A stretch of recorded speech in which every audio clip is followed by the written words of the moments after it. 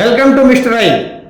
ఈరోజు మన ముందున్నారు ప్రముఖ నటులు, సినీ సుబ్బారెడ్డిగా పేరు పొందినటువంటి వారు, మరియు మదనపల్లిలో సర్పంచ్గాను తాలూకా అధ్యక్షులుగా గాను రాజకీయ అపార అనుభవం కలిగినటువంటి వ్యక్తులు మన ముందు ఉన్నారు. నమస్కారం సార్.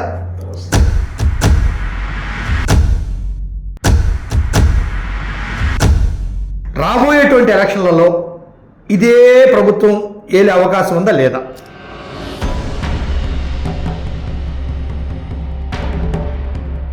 చెప్పుకునే అంత పరిస్థితి ఏమీ లేదు ఈ రాష్ట్రంలో. ఎందుకంటే చంద్రబాబు నాయుడు గారు పేరు గడించినారు భారతదేశంలోనే. చాలా తెలివైనడని, తన విజనరీ అని, మేధావిగా ఆయన అందరి దృష్టిలోనే ఉన్నాడు. ఎస్,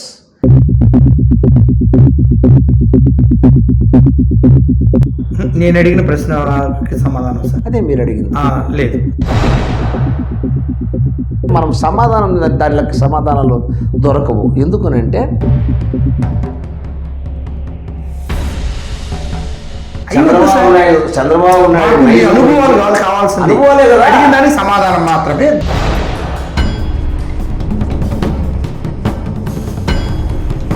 రాజశేఖర రెడ్డి గారి జగన్మోహన్ రెడ్డి క్రిస్టియన్ తెలుగు వారు సార్, హిందూ వారా?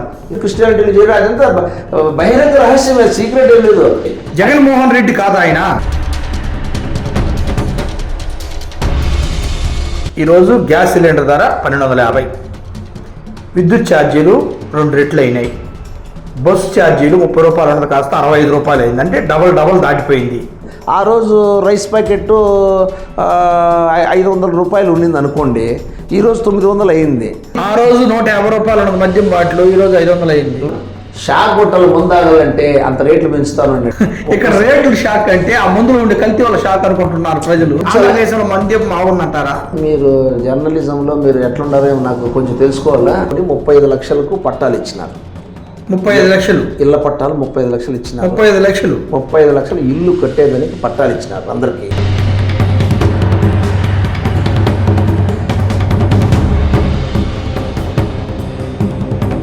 ఆమె షర్మిల అవాకు చవాకులు, ఆమె చిన్నపిల్ల, ఆమెకేమో అనుభవం ఉంది. అలాంటి ఆమెకు పీసీసీ పగ్గాలు ఇవ్వడం, ఆమె కూడా మళ్ళీ ఆంధ్ర రాష్ట్రంలోకి అడుగుపెట్టి ఈ విధంగా ఆ ప్రచారంలో దూసుకుపోతున్న వేళ ఇవన్నీ ఎట్లా జరుగుతూ ఉన్నాయంటే, చంద్రబాబు నాయుడు ఆయన మేధావి ప్రభావం ఎంత పనిచేస్తూ ఉందంటే, భారతదేశంలోనే పాలిటిక్స్నే అన్ని పార్టీల్ని శాసించే స్థాయిలో ఆయన ఉన్నాడు ఈరోజు. నరేంద్ర మోడీ గారిని కూడా ఎదిరించా, భారత రాజ్యాంగాన్ని ఎదిరించా. భారత రాజ్యాంగాన్ని ఎదిరిస్తాడు ఆయన. ఎదిరిస్తే బొక్కలేకి వెళ్తారు.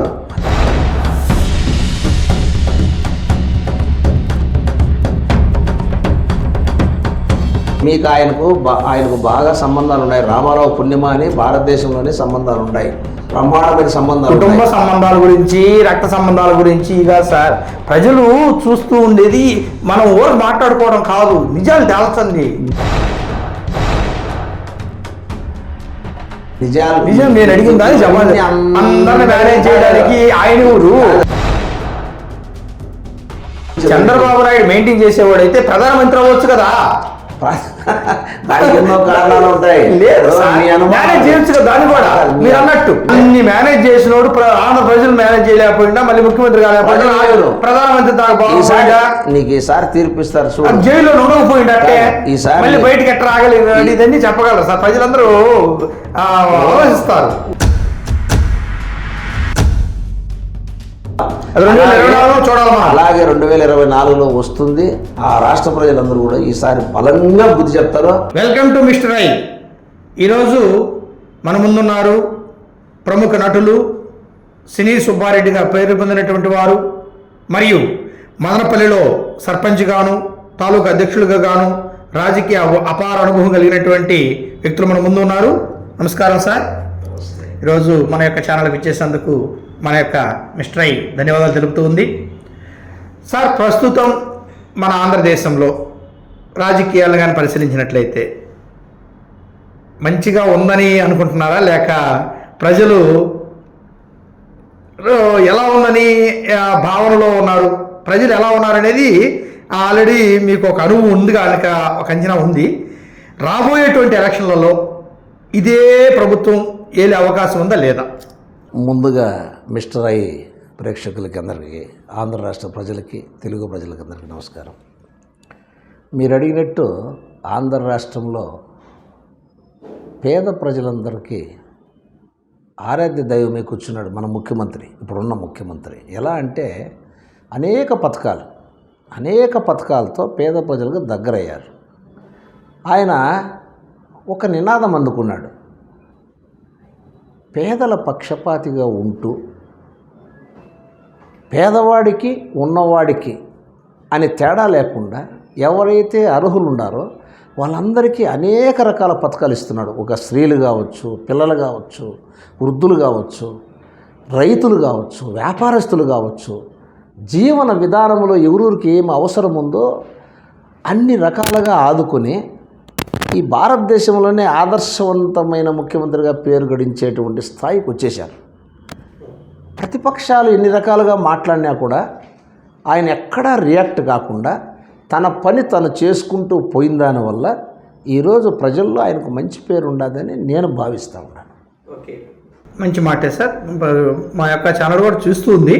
ఓకే, తదుపరి పాదయాత్ర చేసి ఎంతో పేరు తెచ్చుకొని విజయం పొంది ఈ విధంగా పరిపాలనలోకి వచ్చినటువంటి ముఖ్యమంత్రి గారు ఎన్నో హామీలు ఇచ్చారు, సాగుతూ ఉంది. లోకేష్ గారు కూడా ఎలానే పాదయాత్రలు చేస్తూ ఉన్నారు. ఇది ఎంత ఫలితాన్ని ఇవ్వబోతుందని మీ ఉద్దేశం?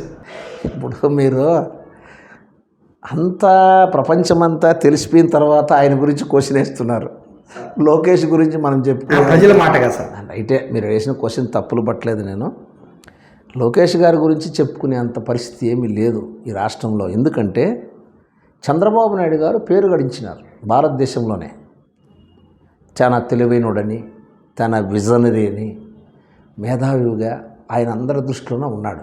ఎస్, ఎటువంటి మేధావి అంటే ఆంధ్ర రాష్ట్ర పేద ప్రజలకు మాత్రం ఉపయోగం ఉండదు. ఆయన మేధస్సు అయితే వ్యాపారస్తులకి, వ్యవహారస్తులకి, అతను నమ్ముకున్న వాళ్ళకి మాత్రమే అతను మేధస్సు ఉపయోగిస్తాడు. నేను కాదని చెప్పను.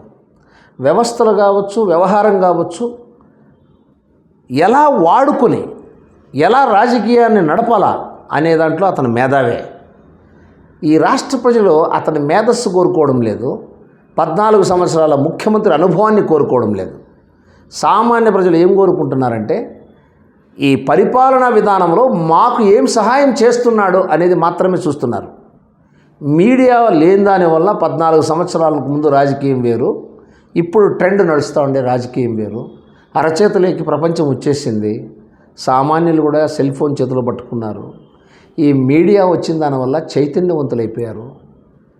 అలాగే దీంట్లో మీడియాలో కూడా చాలా అరాచకాలు కూడా వచ్చినాయి. ఎందుకంటే మీడియాలో ఏమైనా చెప్పుకోవచ్చు, నిజం చెప్పచ్చు, అబద్ధం చెప్పచ్చు. నిద్ర లేస్తే మీడియాలో ఒకటే కొడుతూ ఉంటారు అబద్ధాలు కూడా. అన్ని మీడియాలు అట్లా ఉండవు సార్. మిస్టర్ ఐ అలా ఉండదు, ప్రజల పక్షాన ఉంటుంది. మిస్టర్ ఐ గురించి మాట్లాడుతున్నాను, కొన్ని మీడియాల గురించి మాట్లాడుతున్నా. మీ మీడియా గురించి నేను చెప్పడం లేదు. మీడియాలంటే అందరూ వాళ్ళు మనుషులే కాబట్టి రకరకాల పక్షపాతంతో కొంతమంది ఉంటారు. మనము అది మీకు తెలియని విషయం ఏం కాదు. యాజ్ ఎ జర్నలిస్ట్గా మీకు ఎన్నో అనుభవాలు ఉంటాయి. ఇటువంటి మీడియాలంతా కూడా వన్ సైడ్గా కొంతమంది ఆక్యుపై చేసుకొని ఆయన పైన దాడి చేస్తున్నారు. ఎటువంటి దాడి అంటే మీకు కొంచెం వివరంగా చెప్తాను, మీరు కొంచెం అర్థం చేసుకోవాలి. నేను అడిగిన ప్రశ్నకి సమాధానం సార్. అదే మీరు అడిగింది. లేదు, ఏమి లోకేష్ అదే అతని గురించి చెప్పాను. ఇంతకుముందు చెప్పాను అతని గురించి. ఏం చెప్పాను? లోకేష్ గారి గురించి మాట్లాడుకునే అంత పరిస్థితి లేదు అనేది ఈ ప్రపంచానికంతా తెలిసిపోయింది, అయిపోయింది. ఎందుకు అంటే అతని పరిస్థితులు స్వతహాగా శక్తిమంతుడు కాదు, ఆవేశపరుడు. ఎందుకంటే ఆయన తప్పులు పడితే మాకేం రాదు. ఆయన ఒక ముఖ్యమంత్రి కొడుకుగా, ఒక లోకేష్ చిన్నవాడుగా అతన్ని మాట్లాడచ్చు, గౌరవించవచ్చు, అంతవరకునే. ఆయన పాదయాత్రలో ఒరిగేది ఏం లేదంటారా? చెప్తున్నాను, మీరు అడిగారు కదా, చెప్తున్నాను కొంచెం ఓపిక.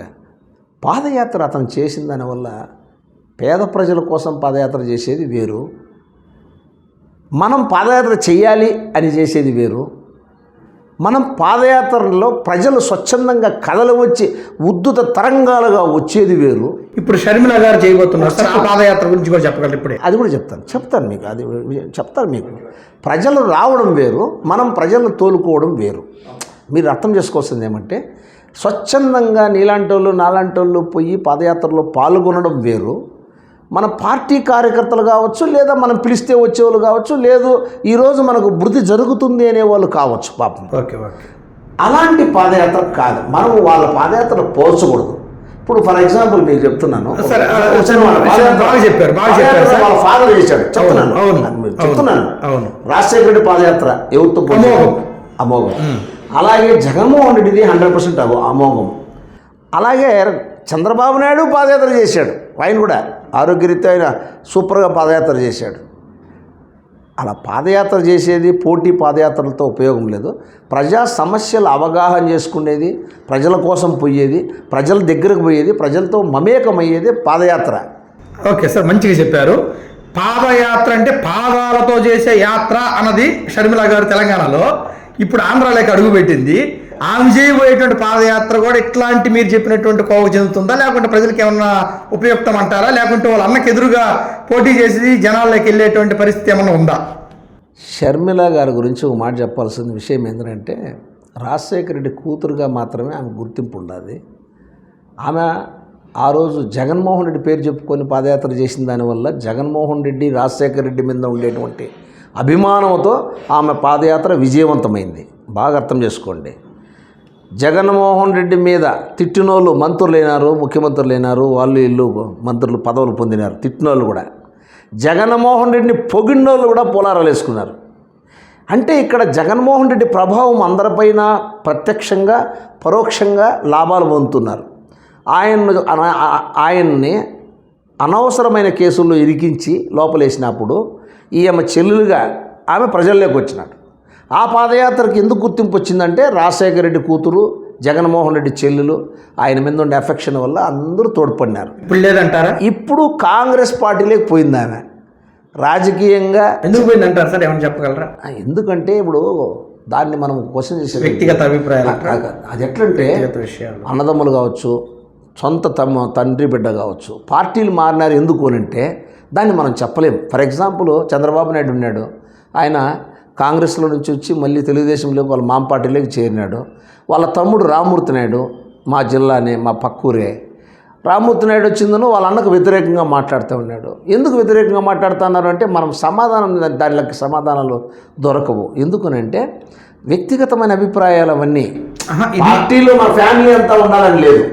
ఓకే మాట చెప్పేది. ఇప్పుడు నందమూరి ఫ్యామిలీ ఉంది, నందమూరి ఫ్యామిలీలో బీజేపీలో ఉన్నారు, కాంగ్రెస్లో ఉన్నారు, తెలుగుదేశంలో ఉన్నారు, ఏ పార్టీకి సంబంధం లేకుండా ఉన్నారు, కమ్యూనిజం భావాలు కలిగిన వాళ్ళు ఉంటారు. మనం దానికి అవసరం. వీళ్ళందరూ స్వలాభం కోసం వస్తున్నారంటావా, ప్రజల కోసం ఏమైనా చేసేదానికేనంటారా? నాకు తెలిసి వీళ్ళందరూ అభిప్రాయము ఒకటి, జగన్మోహన్ రెడ్డి అభిప్రాయం ఒకటి. ఎట్లంటే, జగన్మోహన్ రెడ్డి పేద ప్రజలకు ఏదైనా చేసి వాళ్ళ హృదయాల్లో నిలిచిపోవాలి, నేను చనిపోయినా పర్వాలేదు, పేద ప్రజలకు ఏమైనా చేయాలనే తపనతో రెయిన్బోలు కష్టపడుతున్నాడు పాపం. కులాలకు అతీతంగా, మతాలకు అతీతంగా, ప్రాంతాలకు అతీతంగా ఆయన పని చేసుకుంటూ పోతున్నాడు. ఆయన పని నిందలేసినా రాళ్ళేసినా కూడా ఎవరిని ఆయన లెక్క చేయడం లేదు. ఈవెన్ తన పార్టీ వాళ్ళు తప్పు చేసినా కూడా అతను క్షమించలేదు. ఫర్ ఎగ్జాంపుల్ ఈరోజు చెల్లెలు కూడా వ్యతిరేకం చేసినా కూడా వ్యతిరేకం చేసిందంటారు సార్? ఆమె ఇప్పుడు ప్రజలకు తెలియజేద్దాం, నేను చెప్తాను. అది కూడా ఆమె ఆవేశంలో నిర్ణయం తీసుకున్నది అని అంటాను నేను. ఎగ్జాంపుల్ చెప్తున్నాను చూడండి. ఆమె పలానా దానికి నేను మా అన్నను వ్యతిరేకం చేసినాను అని మాట్లాడలేదు ఇంతవరకు కూడా. ఏమన్యాయం జరిగిందో అన్నకు తెలుసు, నాకు తెలుసు అని చెప్తా ఉంది. సరే, మనం వాళ్ళ పర్సనల్ విషయాలు జోలికి పోయేదానికంటే, పెద్దవారి కుటుంబీకుల పర్సనల్ జోలికి పోయేదానికంటే కూడా ప్రజలకు వాళ్ళ పర్సనల్ విషయాలు అవసరం లేదు. ప్రజలకు కావాల్సింది ఏంటంటే వారి యొక్క మంచేమి చెడ్డేమి, వాళ్ళు ఏం చేస్తారు ఈ రాష్ట్రానికి వచ్చి, అది ఇంపార్టెంట్. మీరు షర్మిల గురించి మాట్లాడుతున్నారు. షర్మిల గారు నిన్నటి వరకు మొన్నటి వరకు కూడా ఆయన కోసము, మా అన్నగారి కోసము, వాళ్ళ నాన్నగారి కోసము కష్టపడి తెలంగాణలో పార్టీ పెట్టారు. ఆంధ్రాలో పుట్టారు, తెలంగాణకు పోయినారు కోడలుగా. అక్కడ పార్టీ పెట్టుకున్నారు, ఆమె జీవనం అక్కడ కొనసాగించింది, పార్టీ పెట్టుకున్నారు. పార్టీని కాంగ్రెస్లో మెర్జ్ చేసుకున్నారు. తెలంగాణలో కాంగ్రెస్లో ఏమన్నా ఆయమ్మ పికప్ చేసుకొని ఆయమ్మ సొంత ఊర్లో ఆమె ఉండాలా అంటే ఇక్కడ రాకూడదని మనం చెప్పలేము. ఈ దేశంలో ఎవరు ఎక్కడి నుంచైనా పోటీ చేయొచ్చు, అది రాజ్యాంగం కల్పించిన అవకాశం మనకు, నేను కాదని చెప్పడం లేదు. కాకపోతే ఒక స్వార్థపూరితమైన, ఒక ఉద్రేకపూరితమైన, ఒక ఆవేశపూరితమైన, ఒక కుట్రపూరితమైనటువంటి రాజకీయాల్లో ఆమె ఇరుక్కున్నారు అని నేను అంటున్నాను. ఎందుకంటే ఆమె ఆవేశంలో తీసుకున్న నిర్ణయం వల్లనే తన తండ్రికి వ్యతిరేకమైనటువంటి కాంగ్రెస్ పార్టీ చేసిన ద్రోహం ఈ రాష్ట్రాన్ని విడగొట్టింది కాంగ్రెస్ పార్టీ అనేది ప్రజల్లో ఉంది. అందుకే కాంగ్రెస్ పార్టీని తరిమేసి వైఎస్ఆర్సీపీ జగన్మోహన్ రెడ్డికి అవకాశం కల్పించింది. మన చంద్రబాబు నాయుడు కూడా ఫస్ట్ ముఖ్యమంత్రి అయ్యేదానికి కారణం కూడా కాంగ్రెస్ పార్టీ చేసిన ద్రోహం అని చెప్పి ఆయన కూడా రాజకీయాల్లోకి వచ్చాడు, ముఖ్యమంత్రి అయ్యాడు. రెండోసారి జగన్మోహన్ రెడ్డికి అవకాశం ఇచ్చారు. అదే కాంగ్రెస్ పార్టీలో నువ్వు చేరితే ప్రజలు ఎలా మిమ్మల్ని క్షమిస్తారో, ఆదరిస్తారండి? పాదయాత్రలు చేస్తారు, ఉపయోగం ఏముండదండి, ఎవరు ఆదరిస్తారు? నాకు తెలిసి కాంగ్రెస్ పార్టీకి ఇక్కడ జీవం లేదు. ఎవరన్నా ఒకరిద్దరు అలిగిన వాళ్ళు, ప్రజల్లో పలుకుబడి లేకుండా ఉండేవాళ్ళు, కాంగ్రెస్ మీద అభిమానం పూర్వం నుంచి పెట్టుకొని ఏదో దాని మీద జీవనం ఒక రకమైన మెంటాలిటీ ఉంటుంది కొంతమందికి. నా పార్టీని నేను మారణ సత్యంత వరకు ఉంటుంది.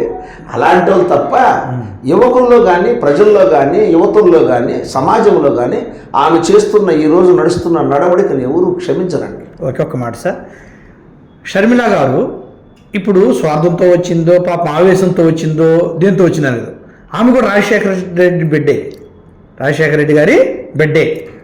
ఆ బిడ్డగా జగన్మోహన్ రెడ్డిని ఎంత ఆదరించారో ఆమెను కూడా ఆదరించకపోతారా అనేది ఒక ఎత్తు అయితే, వచ్చినటువంటి మొదటి రోజే ఈరోజు గుంటూరు జిల్లాలో మిగతా జిల్లాలో పర్యటనల సందర్భంగా 5 ఏళ్లలో ఈ ప్రభుత్వం ఏమి చేయలేదంటూనే మొదలుపెట్టింది.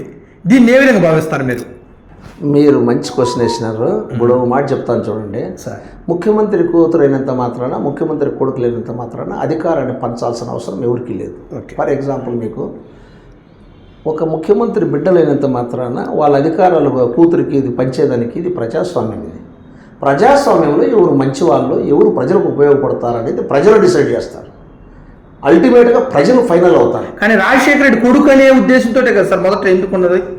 చూడండి, రాజశేఖర రెడ్డి చేసినటువంటి పథకాలు, ప్రజల్లో ఆయనకున్నటువంటి విలువ, ఆయన ఒక మహానుభావుడుగా చూసినటువంటి రైతాంగము, ఆయన చేసినటువంటి ఈ యొక్క 108 అనేటువంటి ఆరోగ్యశ్రీ పథకము, వేణువున్న పొగిడినటువంటి సందర్భాలు ఉన్నాయి. ఆ పరంపర ఏదైతే ఉందో వాళ్ళ కొడుకు కూడా అలానే చేస్తారనే ఉద్దేశంతో ఆంధ్ర ప్రజలు నమ్మేశారనేది నా భావన. దీనికి మీరేమంటారు? అప్పుడు ఆమెను కూడా ఆశీర్వదించాల్సిందే కదా. నేను అదే అంటున్నా, అలా చేసినాడు కాబట్టే జగన్మోహన్ రెడ్డిని ఆ రోజు రాజశేఖర రెడ్డి మొత్తం చేసింటే ఫస్ట్ టైమే గెలవాల. రాజశేఖర రెడ్డి మాదిరిగా కాకుండా అంతకు 10 ఈరోజు సేవ చేశాడు ఈయన.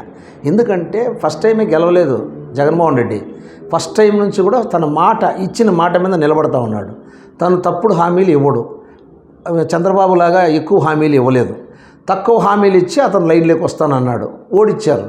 ఈయన ఎక్కువ హామీలు నమ్మారు, అతనికి అవకాశం ఇచ్చారు చంద్రబాబుకి. అతను చేయలేకపోయినాడు, ఇప్పుడు అతనికి అవకాశం ఇచ్చారు. ఇప్పుడు చేశాడు. నవరత్నాలు అనేటువంటిది పెట్టి ఇంటింటికి చేశాడు ఈరోజు అద్భుతంగా. ఇది ప్రజల అభిప్రాయం. నేను మాట్లాడుతాను, ఇది మనమేమే ఒత్తాసుగా మాట్లాడడం లేదు. ప్రజల్లో ఒక చైతన్యం వచ్చింది. ఎందుకంటే ఒక ఇంటికి ఏమేమి కావాలనో అలాంటి సౌకర్యాలన్నీ ఆయన చేసినాడు అనేది ప్రజలు నమ్ముతున్నారు. అమలు చేస్తున్నాడా? చేశాడా? 100% చేస్తున్నాడు. 200% చెప్పిన దానికంటే ఎక్కువ చేశాడు. అది ఉంది కదా, చంద్రబాబు గారే చెప్పారు కదా అన్నమాట. నవరత్నాలు నేనేం మార్చను, అవి నేను కంటిన్యూ చేస్తాను. అంటే నవరత్నాలు అంటే పథకాలన్నీ మార్చను నేను. ఆయన కూడా సాధ్యం కావడం లేదు. ఆయన కూడా చంద్రబాబు నాయుడు గారికి కూడా జగన్మోహన్ రెడ్డి తిట్టేదానికి అవకాశం లేకుండా పోతా ఉంది. ఏదో మాట్లాడుతుంటారు వాళ్ళు పెద్దవాళ్ళు, వాళ్ళు పెద్ద నాయకులు, డబ్బులోనా అధికారంలోనా అనుభవించిన వాళ్ళు. బాగా చెప్పారు సార్. మనది లోటు బడ్జెట్లో ఉందన్నారు కదా. జగన్మోహన్ రెడ్డి రాకముందు ఆంధ్రదేశం చాలా గందరగోళం అయిపోయింది ఈ విభజన జరిగిన తర్వాత అన్నారు కదా. ఇలాంటి పరిస్థితులు అధికారంలోకి వచ్చినటువంటి జగన్మోహన్ రెడ్డి ఏ విధంగా అంత డబ్బుతో అన్ని పథకాలు, నవరత్నాలు నడుపుతున్నాడు అంటారు? మీరే అన్నారు. ఇప్పుడు అది దానికే చెప్తాను. ఇప్పుడు ప్రజల సొమ్ముని ఫస్ట్ నుంచి కూడా నాయకులు దోచుకునేది అలవాటు అయిపోయింది. కొంతమంది 100 రూపాయలు దోచుకుంటే కొంతమంది 1000 రూపాయలు దోచుకున్నారు, కొంతమంది 10,000 దోచుకున్నారు. మొత్తం దోచుకోవడం కామన్. బాగా వినండి, ప్రతి ఒక్క పార్టీలో అలాగే చేశారు. ఎవరైనా అలా చేశారు, దోచుకోవడంతోనే. అందుకే ప్రజలకు సౌకర్యాలు అందలేదు. ఈరోజు ఇతను వచ్చిన తర్వాత నిజమైన పరిపాలన, ఈ దోచుకోవడం అనేది బయటపడినది కారణము కళ్ళ ముందర అతను కట్టి చూపిస్తాడు. ఉచిత పథకాలకు అందరికీ ఇంటికి చేరవేస్తా అన్నాడు. దాంతో ఏమైపోయిందంటే అదే బడ్జెట్టే అదే కథే. లాస్ట్ టైం చంద్రబాబు నాయుడు ఉన్న బడ్జెట్లోనే ఈయన అదే బడ్జెట్ పెంచలేదు, అప్పులు తీర్చుకుంటూ వస్తున్నాడు. మరి ఇన్ని పథకాలు ఎలా అమలు చేస్తున్నాడంటే ఎక్కడ కానీ కరప్షన్ లేకుండా చేశాడు. ఎట్లా అంటే తన యొక్క అట్రాక్షన్తో కరప్షన్ లేకుండా గ్రామాల్లో గ్రామ పరిపాలన అంటే రాజధానిలాగా ఎప్పుడైతే ఒక గ్రామంలో ఏమేమి సౌకర్యాలు ఏర్పాటు చేశాడో వాలంటరీ వ్యవస్థను తీసుకొచ్చి ప్రజలకి బాగా దగ్గరైపోయాడో కావలసిన సేవలన్నీ వాళ్ళ ద్వారా ఎప్పుడైతే చేరిపోతున్నాయో అప్పుడు ఎవరికి డబ్బులు ఇవ్వాల్సిన పని లేకుండా పోయింది. కానీ షర్మిలమ్మ ఈరోజు కానూరు మహాసభలో 10 లక్షల అప్పుల్లోకి తీసుకెళ్ళాడు జగన్మోహన్ రెడ్డి అని చెప్పి తెలియజేసింది. దీన్ని ఏమంటారు? ఆమె షర్మిల గారు 10 లక్షలు అనేది తెలుగుదేశం వాళ్ళు చెప్పి 5 లక్షలు అప్పు ఉన్న సంగతి అందరూ తెలుసు సార్. దాన్ని 10 లక్షలకి అప్పుకి ఇప్పుడు ఈ రోజు ఉంది. ఆ 10 లక్షల అప్పులోకి తీసుకెళ్ళాడు అభివృద్ధి లేకుండా అని చెప్పి అంటున్నారు. ఈ 10 లక్షలు అనేటువంటివి ఎవరు దోసుకున్నట్టు? మీరు ఇందాక అన్నట్టు దోసుకోవడం అనే దాంట్లో జగన్మోహన్ రెడ్డి దోసుకున్నట్ట, లేకుంటే వాళ్ళ యొక్క పార్టీ నాయకులు దోసుకున్నట్ట, లేకుంటే ప్రజలు ఏమైనా దోసుకున్నట్ట? ఏదో చెప్పగలరా మీరే? ఇప్పుడు నేను అనేది మీరు మాట జగన్మోహన్ రెడ్డి మీద మీరు అంత పెద్ద ఆరోపణ చేయకూడదు. ఎందుకంటే జగన్మోహన్ రెడ్డి చెప్తున్నా కదా, ఇది ప్రజల డబ్బు కదా. పేపర్ న్యూస్ కదా, ఆమె ఏదో చెప్పేసిందని షర్మిల చెప్పేస్తే చెప్పరు కదా సార్. వినండి సార్, రాజకీయ నాయకుల గురించి మాట్లాడద్దండి, ఊరికే చెప్పరని వాళ్ళు ఊరికే చెప్తా ఉంటారు. వాళ్ళు ఇప్పుడు మాటలన్నీ గాలి మాటలే, ప్రజలందరూ వినాలి. 100% గాలి మాటలే. షర్మిల మాట్లాడేది గాలి మాటలే. ఎందుకంటే రాజశేఖర రెడ్డి కూతురు షర్మిల గారు మాట్లాడే మాటలు అబద్ధాలండి, గుర్తుపెట్టుకోండి. ఓకే, నేను చెప్పేది అదే. నేను అనేది ఏంటంటే షర్మిల గారు మాట్లాడేది అంతా టీడీపీ వాళ్ళు రాసి స్క్రిప్ట్లో మాట్లాడతారు. టీడీపీ వాళ్ళతో సంబంధాలు ఉన్నాయి ఆమెకు. ఆమె గైడెన్స్లో వస్తుంది, అందరికీ తెలిసిన విషయమే, బహిరంగ రహస్యమే, రేపు సీక్రెట్ ఏం కాదు. రాజశేఖర రెడ్డి కూతురు టీడీపీ వాళ్ళతో పోతూ అన్నట్టుగా మాట్లాడుతున్నారు. దీన్ని మీరు సమర్థించాలి, గమనించాలి ప్రజలంతా. నేను అనేది ఏంటంటే మీరు మాటికి ప్రజలు అని చెప్పి అట్లా మోసం నాతో మాట్లాడండి. మీరు యాజ్ ఎ జర్నలిస్ట్ గారు అనేది ఏంటంటే ప్రజలతో మంచి మాట చెప్పారు సార్ మీరు, అంటే ప్రజలు తెలియజేయాలి. నేను అనేది ఏమంటే మీరు మాట్లాడుతుంటే ప్రజలకు తెలుస్తుంది, ప్రత్యేకంగా మళ్ళీ చెప్పాల్సిన పని లేదు. అసలు విషయం ఏంటంటే ఆమె నిన్నటి వరకు చంద్రబాబు నాయుడిని, బీజేపీ వాళ్ళని, కాంగ్రెస్ వాళ్ళని భయంకరంగా మాట్లాడింది. అవన్నీ తెలిసిండేటివే. ఈరోజు రాత్రి వచ్చి రాజకీయాల్లో ఇలా పిల్ల చేష్టలు చేస్తే ఆమె రాత్రి ఏదో అన్న మీద కోపంతో వచ్చి నీ పర్సనల్ విషయాలు కోపాలు పెట్టుకొని రాజకీయాల్లో నైట్ చక్రం తిప్పేయాలంటే నువ్వు రాజశేఖర రెడ్డి కూతురైనా ఇందిరాగాంధీ కూతురైనా కూడా తిప్పలేరు. ఎందుకంటే ఇక్కడ ప్రజలు ఉండేది, ఆంధ్ర రాష్ట్ర ప్రజలు చాలా తెలివైన వాళ్ళు. అన్నదమ్ములు కొట్లాడుకున్నా, అక్కదమ్ముళ్ళు కొట్లాడుకున్నా న్యాయం ఎట్లుంటే అట్లా మాట్లాడతారు. ఈరోజు బంధువుల్ని, తన యొక్క ఆస్తుల్ని, తన యొక్క రాజకీయాల్ని వదులుకొని పేద ప్రజల కోసం త్యాగం చేస్తూ ఉండే జగన్మోహన్ రెడ్డిని పేద ప్రజలందరూ ఆదుకుంటారు. కారణం ఏమంటే ఆయన పేదల కోసం పోరాటం, వీళ్ళు పెత్తందారీ పక్క సపోర్ట్ చేస్తున్నారు. బీజేపీలో కొంతమంది, కాంగ్రెస్లో కొంతమంది, తెలుగుదేశం వాళ్ళు, మన సిపిఐఎం అందరినీ బాగా కవర్ చేశాడు చంద్రబాబు నాయుడు. ఆయన రాజకీయ మేధావి. ఏం మేధావి అంటే ఆయన వల్ల ఈ రాష్ట్రానికి చాలా నష్టం జరిగిపోయింది. ఇప్పుడే పేద ప్రజలు, ఎస్సీలు, బీసీలు, ఓసీలు బిడ్డలు, ఆర్థికంగా వెనకబడిన వాళ్ళు, ఎస్టీలు, ఇలాంటి వాళ్ళు, మైనారిటీలు అందరూ బాగా చదువుకుంటున్నారు. స్కూల్స్ అభివృద్ధి అయినాయి, హాస్పిటల్స్ అభివృద్ధి అయినాయి, తర్వాత పెన్షన్లు బాగా వస్తూ ఉన్నాయి. ఆటో తొలుకునేవాడు కాని నుంచి ప్రతి ఒక్కడు చెప్పనండి, అందరూ కూడా పేద ప్రజలకి పథకాలు అంది ప్రశాంతంగా ఉన్నారు. నంబర్ 1 ప్రశాంతంగా ఉన్నారని మీరు లాంటి నాయకులే చెప్తున్నారు.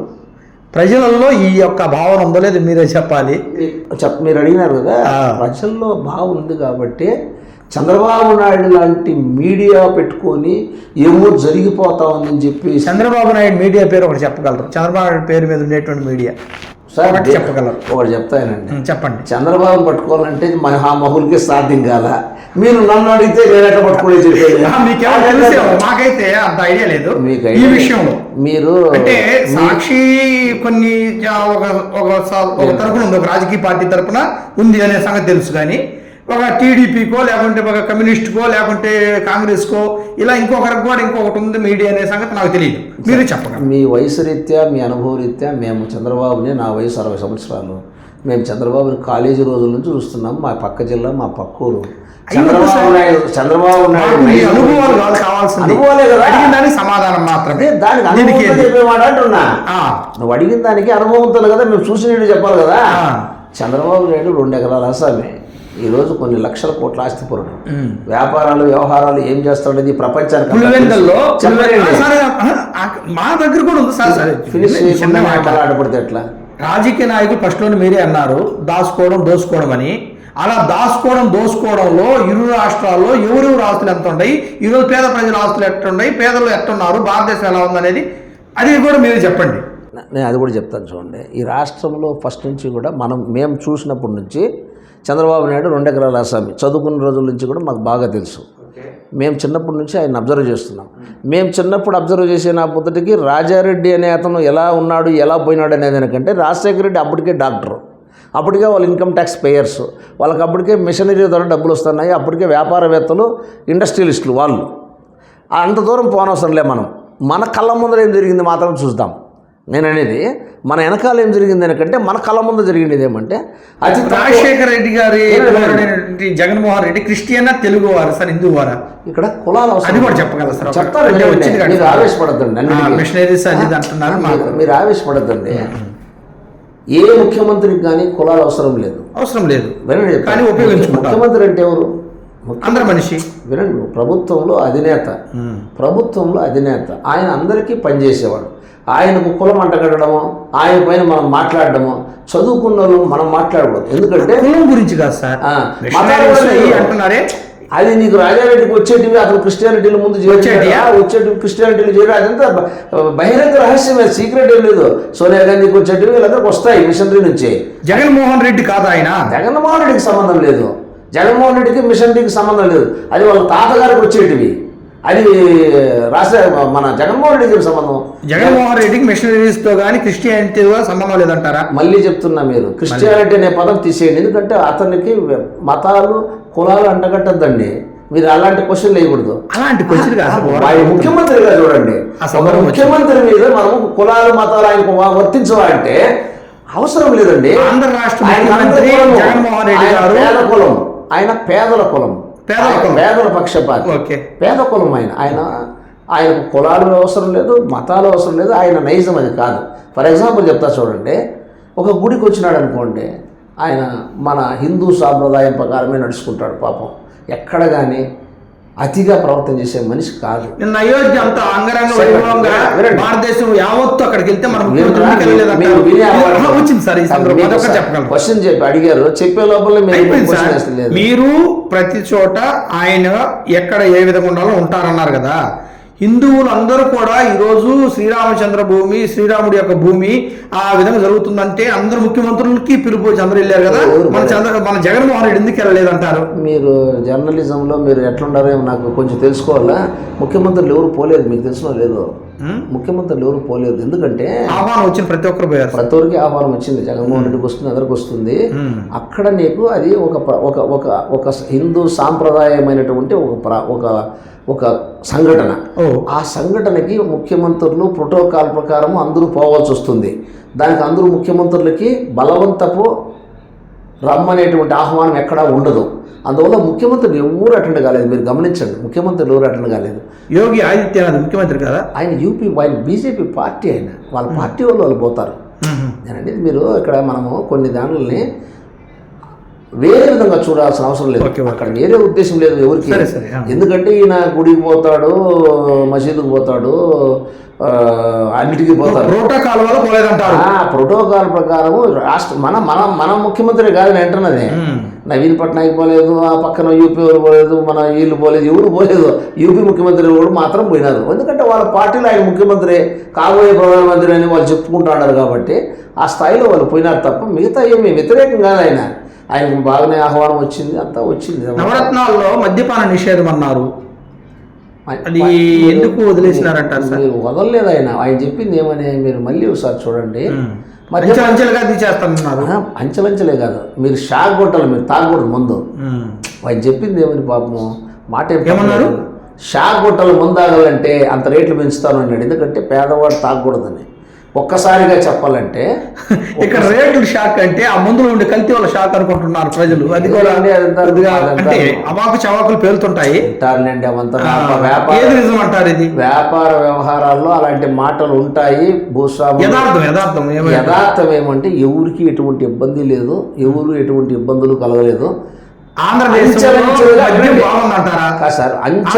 మద్యం బాగుందంటారా? మందు బాగున్నదని తాగేవాడికి తెలుస్తుంది. మీరు ఎట్లా క్వశ్చన్ వేస్తారంటే మద్యం గురించి క్వశ్చన్ రాష్ట్రానికి అవసరమా? మద్యం బాగుందే బాగలేదు. ఈరోజు ప్రజా శ్రేయస్సుని గుర్తు పెట్టుకోవాల్సినటువంటి బాధ్యత ప్రభుత్వానికి ఉన్న కనుక మద్యం మంచి మద్యమేనా అనేది భావన సార్. ఎందుకంటే అవాకు చవాకులు వస్తున్నాయి. ప్రతిపక్షాలు ఈ విధంగా గోచరిస్తున్నారు, ఆ మద్యం దాగి ఇలా చనిపోతున్నారు ఇలా అంటున్నారు కదా, దీని మీద మీ అభిప్రాయం? ఇప్పుడు మద్యం అనేది వ్యసనానికి బానిసైన చనిపోయినారు అనేది దాని మీద హైలైట్గా మాట్లాడేది సమస్యలు లేక ఆ పేపర్లో ప్రతిపక్షాలు ఇలాంటివి మామూలుగా వేస్తూ ఉంటారు. మనం దాన్ని పట్టించుకోకూడదు. ఎగ్జాంపుల్ చెప్తా, ఎన్నో సమస్యల్ని మన దగ్గర లేకపోయినా కూడా బయట రాష్ట్రంలో ఉండే సమస్యలను ఫోటోలు వేసి ఈనాడు ఆంధ్రజ్యోతి డైరెక్ట్గానే ఆయన చెప్తాడు కదా. ముఖ్యమంత్రి గారు డైరెక్ట్గా చెప్తున్నాడు ఈ పేపర్లో ఇట్లా తప్పుడు వార్తలు రాస్తున్నారని. దానికి ప్రజలు నమ్ముతున్నారు, ప్రజలు ముఖ్యమంత్రి మాటలు నమ్ముతున్నారు, ప్రజలు ఆయన చేసేదాన్ని విశ్వసిస్తున్నారు. దాన్ని బట్టి ప్రజల్లో నుంచి తీర్పు మీరు అనుకున్నట్టు వ్యతిరేకత ఉండి మీరు అనుకున్నట్టు ముఖ్యమంత్రి మీద చెడ్డ అభిప్రాయం ఉంటే త్వరలో జరగబోయే ఎలక్షన్లో మీకే తెలుస్తుంది కదా. మంచి మాట సార్. 2024 ఎలక్షన్ ఎలా అయితే ఉండబోదు. మా అభిప్రాయం ఏమంటే ప్రజల అభిప్రాయంగా నేను చెప్పేది ఏమంటే పెత్తందారులకు పేదలకు జరిగే యుద్ధం ఇది.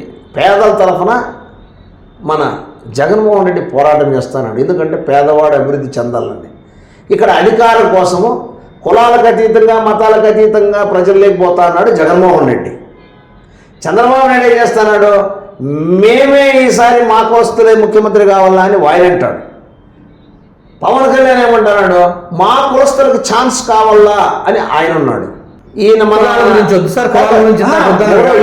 ప్రస్తావన అలా ఉంది అంటున్నా, నినాదమే అలా ఉంది. ఇప్పుడు మీటింగుల్లో ఏం మాట్లాడుతున్నారు, మన కాపులకు అవకాశం రాలేదు మనకు రావాలంటారు. తప్పు లేదు, నేను ఒప్పుకుంటాను. ఎందుకంటే రెడ్లను చూసినాము, కమ్మోళ్ళని చూసినాము, కాపులకు అవకాశం రావాలా, బీసీలకు అవకాశం రావాలా, ఎస్సీలకు అవకాశం రావాలా, మైనారిటీలకు అవకాశం రావాలా అని ఉంటుంది ప్రతి ఒక్కరిలోన. అది తప్పులు పట్టే పని కాదు, అది తప్పు కూడా కాదు.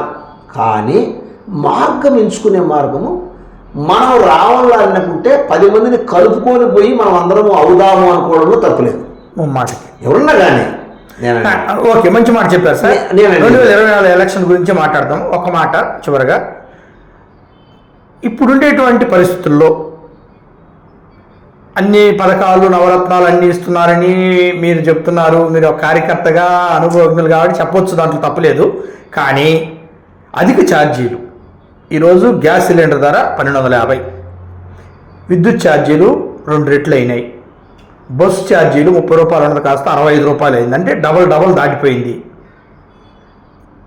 ఇచ్చేటువంటి పథకాల కంటే ఛార్జీలు ప్రజల మీద ఎక్కువ భారం మోసిందనేది ఇప్పటివరకు జరగనటువంటి పరిస్థితుల్లో అంతకంటే ఎక్కువ జరుగుతుందనేది ప్రజల యొక్క ఆవేదన. దీనిని మీరు 2024 ఎలక్షన్లో ఈ ప్రభావం ఉండకపోతుందా చెప్పగలరు? నేను అనేది ఏమంటే ప్రజల్లో రెప్యుటేషన్ కెపాసిటీ పెంచుకుంటూ పోతున్నాడు జగన్ గారు. పథకాలు ఇచ్చి వాళ్ళకి అభివృద్ధి చేసుకుంటూ చిన్న ఇండస్ట్రీలు, లేడీస్కి కావచ్చు, డ్వాక్రా మహిళలకు కావచ్చు, ఇలాంటి పథకాల ద్వారా వాళ్ళ రెప్యుటేషన్ను జీడిపి పెరిగేదానికి అవకాశం ఏర్పడింది. సెంట్రల్ గవర్నమెంట్ నుంచి ఉన్న స్థానిక పరిస్థితుల వల్ల నీకు ఇప్పుడున్న సమాజంలో ఇప్పుడున్న పరిస్థితుల వల్ల రేట్లు అనేది ఒకరి చేతిలో ఉండేది కాదు, సెంట్రల్ గవర్నమెంట్ నుంచి వస్తూ ఉంటుంది. అప్ అండ్ డౌన్స్ ఉంటాయి. అవి రేట్లకు తగిన జీడిపి పెరుగుతూ ఉంది, రేట్లు తగినటువంటి అభివృద్ధి పెరుగుతూ ఉంది. ఆ రోజు రైస్ ప్యాకెట్ 500 రూపాయలు ఉండింది అనుకోండి, ఈరోజు 900 అయింది. ఆ రోజు మన జీతం కూడా 300 ఉండింది, ఈరోజు జీతం కూడా 1000 రూపాయలు అయింది. సో ఇది ఆ రోజు 150 రూపాయలు ఉన్నది మద్యం బాటిల్, ఈ రోజు 500 అయింది. మీరు మద్యం మీద రావద్దండి. మద్యము నిషేధించి తాగుబోతులు ఎక్కువ రోడ్ల మీద రాకుండా, ఈరోజు తాగుబోతుల ముందు ఎక్కడ చూసినా తాగుడు వ్యసనమైపోయి కొంపల్లోన రోడ్లలోన ఎక్కడ చూసినా తాగుబోతులతో గొడవలు అయ్యేటివే. ఈరోజు ఎక్కడ అటువంటి గొడవలు లేవంటారా? 100% లేవు. ఒకటే అలా ఉంటుంది. అదే మీరు నేను అనేది మెజారిటీ తీసుకోవాలి. మీరు నేను అంటాను ఇది మెజారిటీ తీసుకోవాలి. పూర్తిగా లేవు అని మనం ఎట్లా చెప్తామండి? అది ఏ సమాజంలోనూ అట్లా చేయలేము. మెజారిటీ తీసుకోండి అంటే ఇటీవల సంక్రాంతి సంబరాల్లో భాగంగా మన ఆంధ్ర రాష్ట్రం నుంచి ఇతర రాష్ట్రాల నుంచి వచ్చేటువంటి మద్యాన్ని మన ప్రభుత్వం చాలా పట్టుకున్నది. కారణం ఏమై ఉంటుంది అని అంటే మద్యం బాగలేని కారణంగా పక్క రాష్ట్రాల నుంచి తెచ్చుకోవడం జరుగుతుంది అనేది వచ్చినటువంటి ఆలోచన. దీనిని నిజంగా మీరు చెప్పేదానికి దానికి అసలు పొంతనే లేదు చెప్పగలరు. ఇది సిల్లీ థింగ్స్ ఇవంతా ఎట్లంటే ఈ మందు ప్రియులు వాళ్ళు ఇల్లు బయట ఇష్టం వచ్చింది తాగుతారు, మాకు ఇది నచ్చలేదు అడిగిపోతామంటారు. ఇది కామన్. అది మామూలుగా ఏ స్టేట్లో అయినా సరే పక్క స్టేట్లో పోయి తెచ్చుకొని తాకుండేది, ఎక్కడ ముందు అక్కడ తీసుకొని పోయేది, అక్కడ ముందు ఇక్కడ తెచ్చుకునేది. ఈ తాగుబోతు వ్యవహారాలు రెగ్యులర్గా ఉంటాయి. దానికి రాష్ట్ర అభివృద్ధికి సంబంధం లేదు.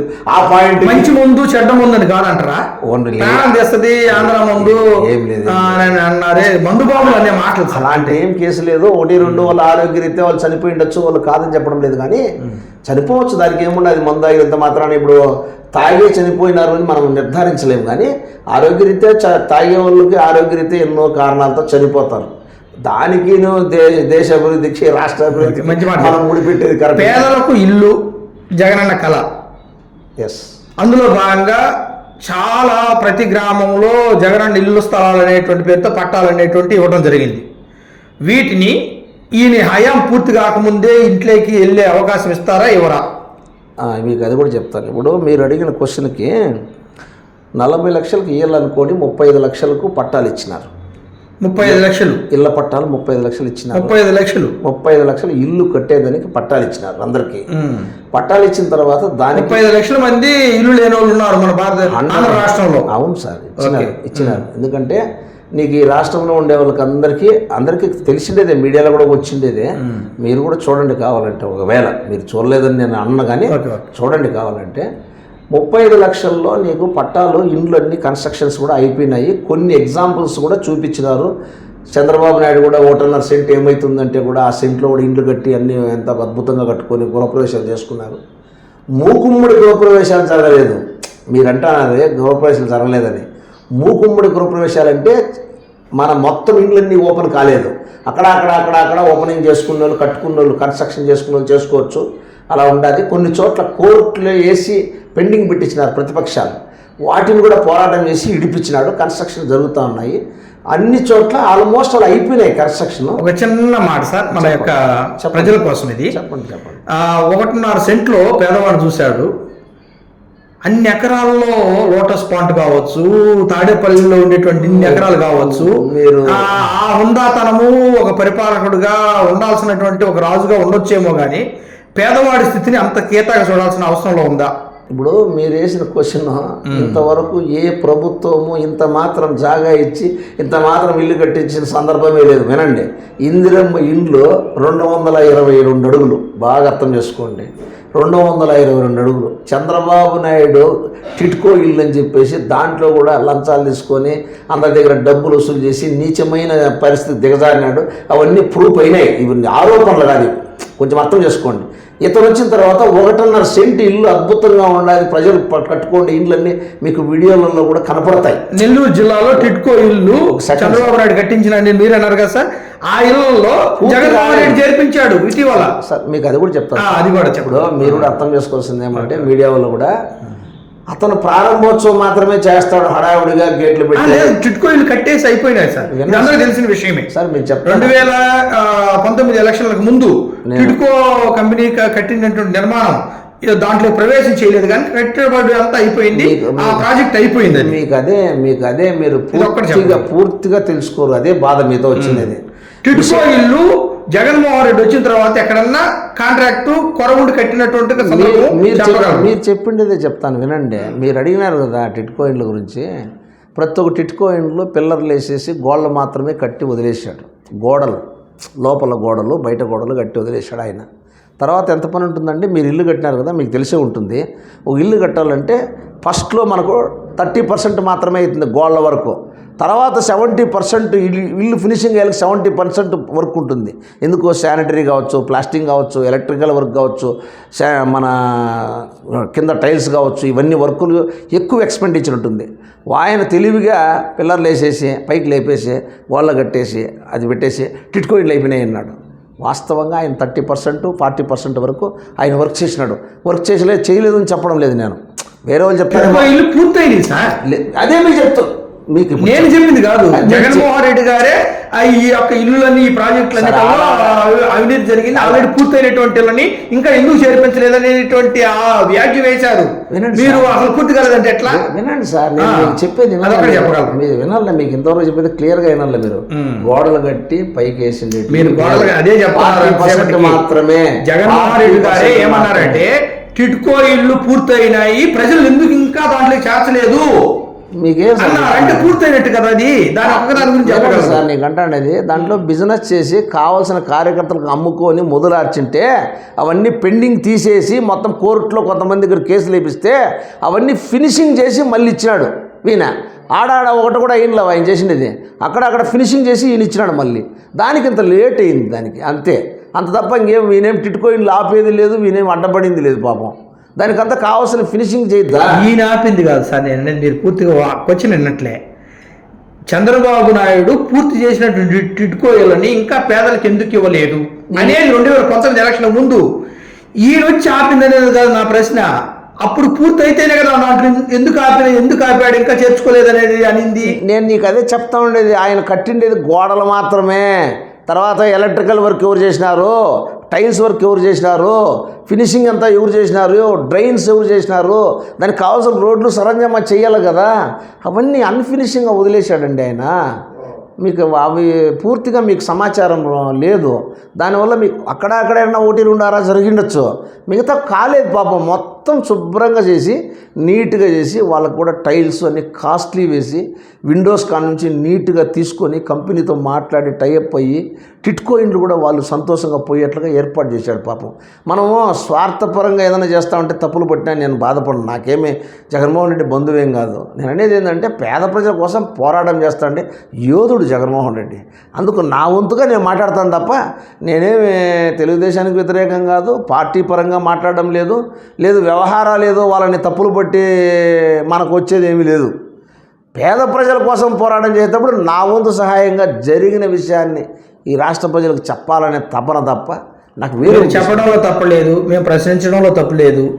ఈరోజు చంద్రబాబు నాయుడు కావచ్చు, ఆయనతో కలుసున్నటువంటి పవన్ కళ్యాణ్ వాళ్ళు కావచ్చు, తన కుమారుడు చేసేటువంటి యువగలం పాదయాత్ర కావచ్చు, ఒక కుటుంబంలోనే ఒక కత్తు ఒక వరలో 2 కత్తులు అన్నట్టుగా ఇంకొక పార్టీ తరఫున పిసిసి అధ్యక్షురాలు ఫస్ట్లో మనం మాట్లాడుకున్నట్టుగా ఆమె షర్మిల అవాకు చవాకులు, ఆమె చిన్నపిల్ల, ఆమెకేమో అనుభవం ఉంది, అలాంటి ఆమెకు పిసిసి పగ్గాలు ఇవ్వడం, ఆమె కూడా మళ్ళీ ఆంధ్ర రాష్ట్రంలోకి అడుగుపెట్టి ఈ విధంగా ఆ ప్రచారంలో దూసుకుపోతున్న వేళ 2024లో ప్రజలు ఎవరికి పట్టం కట్టబోతున్నారని మీ అభిప్రాయం? ఇప్పుడు నేను చెప్పేటప్పుడు మీరు అడ్డపడకుండా ఉండండి, నేను చెప్తాను క్లియర్గా. మీరు 2-3 క్వశ్చన్లు వేసినారు, ఒకటి అదేసింది, 3 క్వశ్చన్లు ఉన్నాయి, సమాధానం క్లియర్గా చెప్తాను.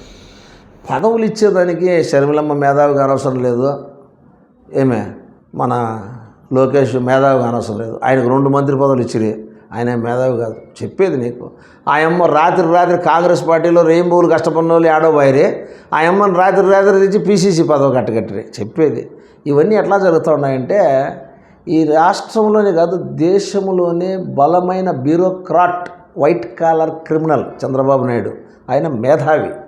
ఆయన మేధావి ప్రభావం ఎంత పనిచేస్తూ ఉందంటే భారత రాజ్యాంగాన్ని, భారత న్యాయ వ్యవస్థను కూడా శాసించే అంత స్థాయికి వెళ్ళిపోయాడు ఆయన.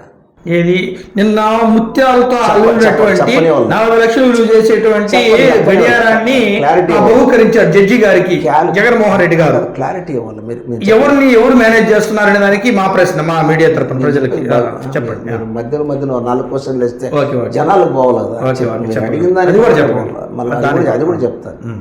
విషయం ఏంటంటే ఏ రోజు కూడాను న్యాయ వ్యవస్థలను కానీ దానికి సాక్ష్యాలు సంతకాలు లేవు. నువ్వు ఎలా మేనేజ్ చేసినావు అంటే నువ్వు చూపించు అంటారు, మనం చెప్పలేము. ఎందుకనంటే న్యాయ వ్యవస్థలో ఉండే లొసుగులు అలాంటివి కావచ్చు, రాజ్యాంగంలో ఆయనకున్న పరిచయాలు కావచ్చు, ఆర్థికంగా ఆయన బలపడ్డ విధానం కావచ్చు, ఆయనకు అనేక రంగాల్లో ఉన్నటువంటి తన మనుషులందరినీ చొప్పించి భారతదేశంలోనే పాలిటిక్స్నే అన్ని పార్టీల్ని శాసించే స్థాయిలో ఆయన ఉన్నాడు ఈరోజు. బలమైన నరేంద్ర మోడీ గారిని కూడా ఎదిరించా, భారత రాజ్యాంగాన్ని ఎదిరిస్తాడు. ఆయన ఎదిరిస్తే బొక్కలేకి వెళ్తారు. అదేనండి. అది నరేంద్ర మోడీ కావచ్చు, జగన్మోహన్ రెడ్డి కావచ్చు, ముఖ్యమంత్రి మాజీ ముఖ్యమంత్రి చంద్రబాబు నాయుడు కావచ్చు. వాళ్ళని మేనేజ్ చేయడానికి ఆయన ఎవరు సార్? ఆయన ఎవరు నమ్ముతారు? అట్లా ఎట్లా ఉంటది? దానికి టైం పడుతుందండి. ఎందుకంటే ఏ శత్రువు కానీ, ఒక దేశద్రోహి కానీ, ఒక నేరస్తుడు కానీ చిన్న నేరం చేస్తానే దొరకడు.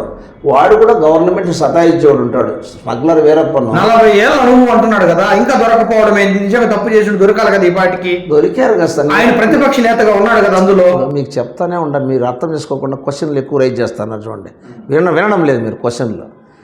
అతను 40 ఏళ్ళ నుంచి వైట్ కాలర్ అంటే ఏం అర్థం అంటే, వైట్ కాలర్ అంటే ఏమంటే దొరకరి దొంగ అని వైట్ కాలర్ అనేది. వైట్ కాలర్ అంటే అర్థము అంటే వ్యవస్థల్ని మేనేజ్ చేసుకునే వాళ్ళని పట్టాలంటే అంత సులభం కాదు. ఇంటి దొంగను పట్టాలంటే ఎంత సులభం కాదో అలాంటి మేధావి ఆయన్ని పట్టుకొని లీగల్గా సెటప్ చేయాలంటే చాలా కష్టంతో కూడుకున్న పని. ఇప్పుడే లేదు న్యాయ వ్యవస్థలు అలా ఉంటాయి, రాజ్యాంగంలో అలా అధికారం ఉంది, ముఖ్యమంత్రి స్థాయిలో ఉన్నారు, ఆయన వ్యవస్థ నీకు చెప్తా ఉండేది అర్థం చేసుకోవాలి మీరు. ప్రతి ఒక్క డిపార్ట్మెంట్లోన తన 40 సంవత్సరాల అనుభవంలో ఆయన చేసిండేది ఏమంటే తన కులస్తుల్ని మాత్రమే బాగా బలుసుకునేట్లుగా చేసుకున్నాడు. తన వ్యవస్థలందరినీ తన గుప్పెట్లో పెట్టుకున్నాడు. వినండి సార్ చెప్పగలరు సార్, మాకు తెలియదు. ప్రజలకు వినండి, చెప్పిన క్వశ్చన్ వేసినారు వినండి. ప్రజలకు చేరని నిజాలు విషయం ఇవన్నీ తెలిసిన విషయాలే, నేను కొత్తగా చెప్పేదేం కాదు. ఆయన వ్యవస్థలో ఆయన కులవాళ్ళు ఉన్నారంటే అది ఉద్యోగం ఎట్టొస్తుంది. వివిధ సిబిఐ డైరెక్టర్ కావాలంటే ఆయన నిర్ణయిస్తాడా?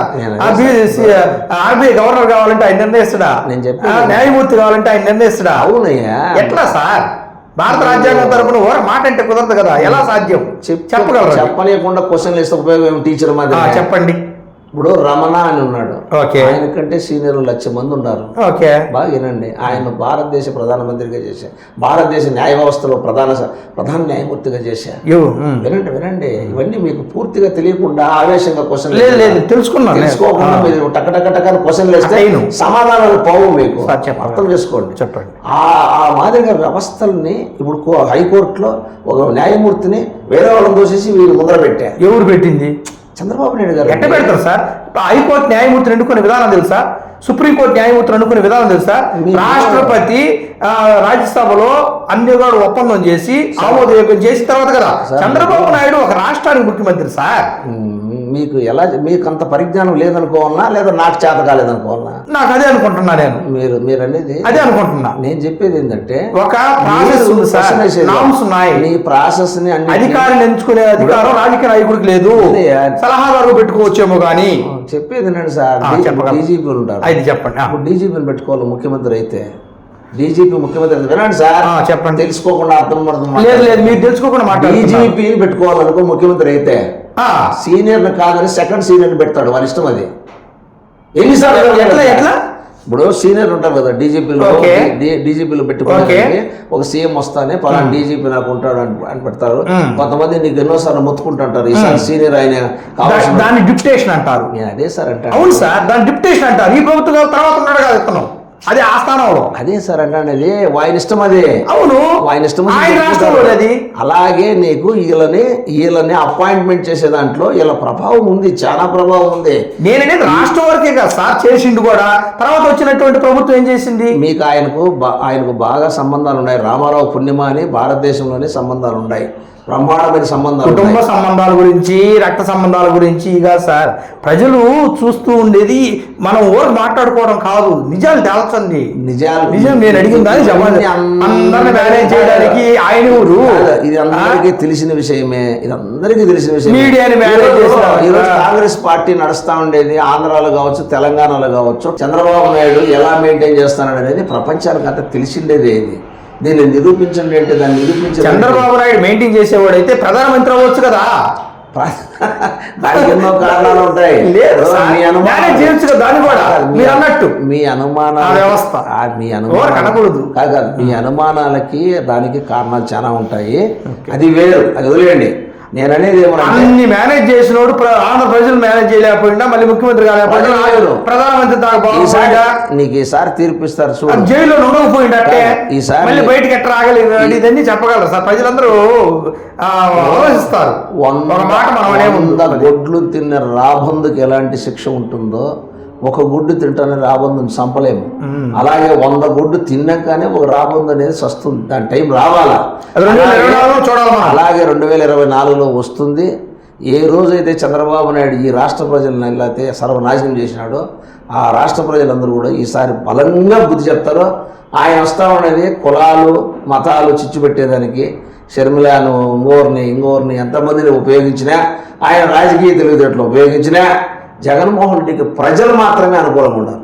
ప్రజలు మొత్తం జగన్ వైపు ఉన్నాడనేది నా అభిప్రాయం. ఓకే, ధన్యవాదాలు సార్. ఈరోజు మిస్టర్ ఐ తరఫున మన ముందు కూర్చున్నటువంటి సుబ్బారెడ్డి గారు చెప్పినటువంటి మాటల ప్రకారం చూస్తే చాలా మంచిగా సమాధానాలు చెప్పారు. అయినప్పటికీ ఆంధ్రదేశంలో ఉండేటువంటి ప్రజలు 2024లో ఎవరికి పట్టం కడతారు, ఎవరికి పట్టం కట్టరు అనేది ఆలోచిస్తే రాజకీయ యొక్క సమీకరణలు మాత్రం చాలా ఊపందుకున్నాయని మనకు తెలుస్తూనే ఉంది. రాజశేఖర రెడ్డి కూతురుగా వచ్చినటువంటి షర్మిల ఆమెకు అంత జ్ఞానం లేదని ఆయన మాటలను చూసాము. అదేవిధంగా అపార అనుభవం కలిగినటువంటి చంద్రబాబు నాయుడు కొడుకు ఎంత పాదయాత్ర చేసిన ఆయనకి అంత ప్రసక్తి లేదంటున్నారు.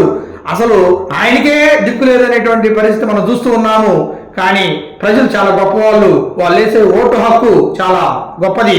కాబట్టి 2024 వరకు ఈ మాటలు ఈ చర్చ అంతా కూడా జరుగుతుందో లేదో మనం చూస్తూ ఉన్నాం. అంతవరకు సెలవు. మిస్టర్ ఐ 2024లో మళ్ళీ కలుసుకునేటట్టు చూద్దాం. ధన్యవాదములు.